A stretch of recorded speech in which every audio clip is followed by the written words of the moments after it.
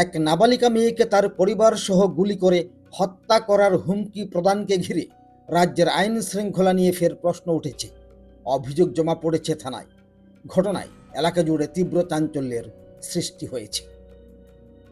জানা গেছে, অত্যাধুনিক পিস্তলের ছবি দেখিয়ে গুলি করে হত্যা এবং ধর্ষণ করার হুমকি দেওয়া হয়েছে এক নাবালিকা মেয়েকে। ঘটনা আমতলী থানা অন্তর্গত শেকেরকোট এলাকায়। খবরে প্রকাশ, এক ভাড়াটিয়া পরিবারের ১৬ বছরের নাবালিকা মেয়েকে গোকুলনগর দীনদয়াল চৌমুনি সংলগ্ন ফানু দেবনাথের ছেলে জয়দেব দেবনাথ মোবাইলের মাধ্যমে গত সোমবার গভীর রাতে অত্যাধুনিক পিস্তলের ছবি পাঠিয়ে মেয়েটিকে গুলি করে হত্যা এবং ধর্ষণ করার হুমকি দেয়। এতে আতঙ্কগ্রস্ত হয়ে পড়ে পরিবারটি। অতঃপর ক্ষতিগ্রস্ত পরিবারের তরফে মৌখিকভাবে ঘটনাটি আমতলী থানাকে জানানো হয়। আরও প্রকাশ যে, বৃহস্পতিবার সকালেও অভিযুক্ত জয়দেব দেবনাথ ঠিক একই কায়দায় মোবাইলে পিস্তলের ছবি পাঠিয়ে গুলি করে হত্যা এবং ধর্ষণ করার হুমকি দেয় মেয়েটিকে। এমতাবস্থায় নাবালিকা মেয়েটি সহ তার পরিবার তীব্র আতঙ্কগ্রস্ত হয়ে পড়ে।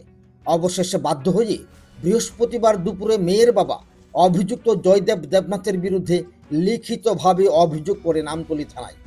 পুলিশ ওনাকে আশ্বস্ত করেছে যে বিষয়টি তারা সুষ্ঠু তদন্ত অনুসারে অভিযুক্ত জয়দেব দেবনাথের বিরুদ্ধে আইনানুগ ব্যবস্থা গ্রহণ করবে।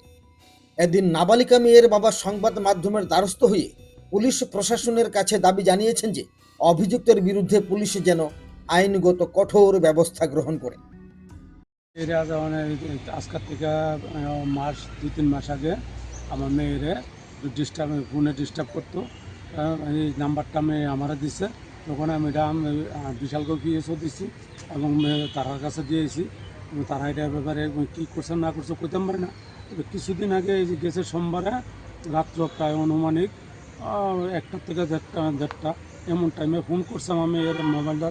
ফোন করে মেয়ের যা তা কথাবার্তি এবং মেয়েরকে আমার নিজের মুখ দিয়ে না এমন খারাপ আচরণ খারাপ ইয়া করছে, আমার নিজের মুখ দিয়ে না আমার কোয়ার মতন আমার ইয়া নাই। মেয়ে ছাড়া কেউ করতে পারতো না এবং মেয়ে মোবাইলের ভিতরে সব কিছু আছে এবং কী কইছে না কইছে সব কিছু আছে। তবে সে এখন ওই দিনকেও হুমকি দিছে যে মেয়েদের মেয়ে লাগবে, আমারও মারবো, মেয়েরও মারবো। মোবাইলে কি কিছু পাঠাইছিল? মোবাইলে কিছু পাঠাইছিল? হ্যাঁ, মোবাইলে পাঠাইছে, পিস্তল পাঠাইছে, তিনটা পিস্তল পাঠানো হয়েছে মোবাইলে, গুলি টুলি 3টা পিস্তল পাঠানো হয়েছে।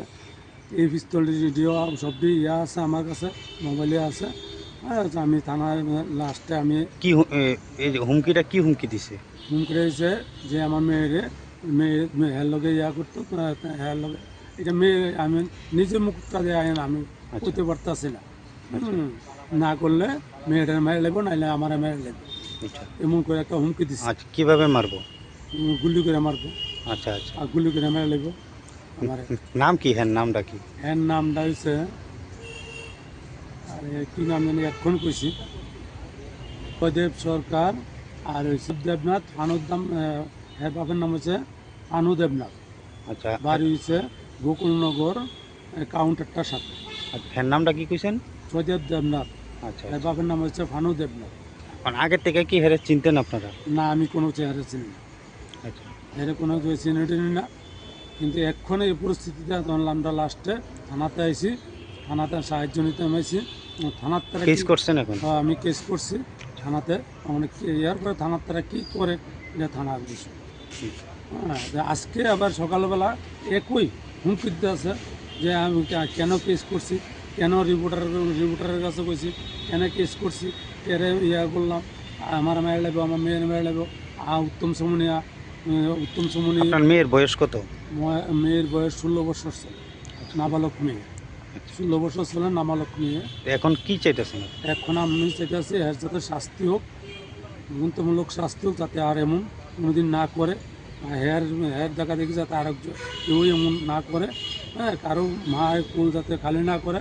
হ্যাঁ, কারো মায়ের কুল যাতে খালি না হোক এবং কারো বাপ এবং মেয়ের বাবু যাতে এমন ইয়া না হয়, ওই জিনিসটি আমি চাই।